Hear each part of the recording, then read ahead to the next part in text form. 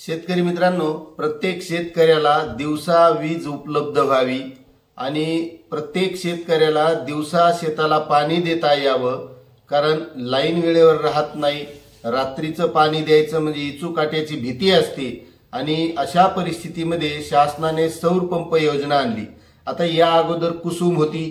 मेडा आणि MSEDCLच्या माध्यमातून कुसुमचे सौर पंप शेतकऱ्यांना देण्यात आले आणि त्यानंतर मुख्यमंत्री सौर पंप योजना आणली. त्यानंतर आता ही मागेल त्याला सौर पंप योजना आणली.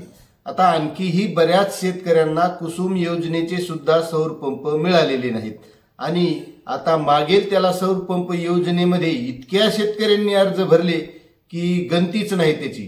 कारण शेतकऱ्याला याची गरजच आहे, कारण वीज वेळेवर राहत नाही आणि काही शेतामध्ये तर वीजच गेलेली नाही किंवा काही शेतकऱ्यांच्या शेतामध्ये वीज गेलेली आहे मात्र त्यांची विहीर त्या विजेच्या पोल पासून बरीच दूर आहे. त्यांना नवीन कनेक्शन घ्यायचंय, त्यांना नवीन कनेक्शन लवकर मिळत नाही. म्हणून शासनाने मागेल त्या शेतकऱ्याला सौर पंप योजना आणली. आता या योजनेमध्ये बऱ्याच शेतकऱ्यांनी अर्ज भरले आणि मागच्या दिवाळीच्या वेळेमध्ये शेतकऱ्यांनी आपले स्टेटस पाहिले आणि त्या स्टेटसमध्ये त्यांना पेमेंटचे ऑप्शन आलेले होते. मात्र त्यावेळेस शेतकरी थोडे अचंबित झाले की हे पेमेंट करावं का नाही. कारण या अगोदर कुसुम योजनेमध्ये शेतकऱ्यांनी काही ज्या लिंक आल्या होत्या त्या लिंकच्या माध्यमातून पेमेंट केलं आणि त्यामध्ये शेतकऱ्यांना हा धोका बसला होता, म्हणजे त्यांची लूट झाली होती. त्यामुळे नेमका आता ज्याने अर्ज लगेच भरला आणि लगेच अर्ज भरल्यानंतर पेमेंटचं ऑप्शन येऊ लागलं, त्यामुळे शेतकरी हे गोंधळात अडकले होते किंवा पेमेंट करावं का नाही. मात्र शेतकरी मित्रांनो, बऱ्याच शेतकऱ्यांनी त्यावेळेस सुद्धा पेमेंट केलं आणि त्यांना आता त्या सौर पंप योजनेमध्ये त्यांचा अर्ज कंप्लीट झालेला आहे. आणि आता 1-2 दिवसापासून त्याच शेतकऱ्यांना पुन्हा SMS येत आहेत. आता तुम्हाला SMS आलाय का नाही ते तुम्ही नक्कीच कमेंट करून सांगा. आपण पेमेंट केलंय का नाही हे सुद्धा कमेंट करायला विसरू नका. आता 2 दिवसामध्ये त्या शेतकऱ्यांना SMS येत आहेत की आपण पेमेंट करावं.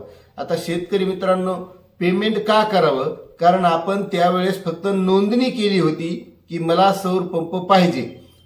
मग त्यासाठी आपल्याला तो अर्ज कंप्लीट करण्यासाठी हे पेमेंट सुद्धा करणं गरजेचं आहे.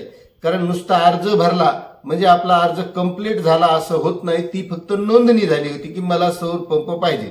मग आता या 2 दिवसामध्ये SMS येत आहेत. त्यामुळे प्रत्येक शेतकऱ्यांनी त्या पोर्टलवर जाऊन आपलं पेमेंट करून घ्यायचंय. कारण पेमेंट केल्याशिवाय आपण त्या लाईनीमध्ये उभे राहिलोत असं होणार नाही. कारण पेमेंट झालं म्हणजे आपण त्या लाईनीमध्ये गेलेलो आहोत आणि आपल्याला सौर पंप मग त्या पद्धतीने जसं स्टेप बाय स्टेप आपला नंबर येईल त्या पद्धतीने सौर पंप मिळणार आहे.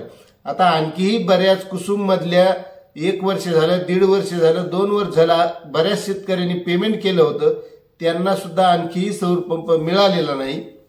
मात्र आता या मागेल त्याला सौर पंप योजनेमध्ये आणखीही जास्तीची भर पडलेली आहे. बऱ्याच शेतकऱ्यांनी अर्ज भरलेले आहेत. त्यामुळे आता त्याचं स्टेप बाय स्टेप त्या प्रोसिजर प्रमाणे आपल्याला हे सौर पंप मिळणार आहे.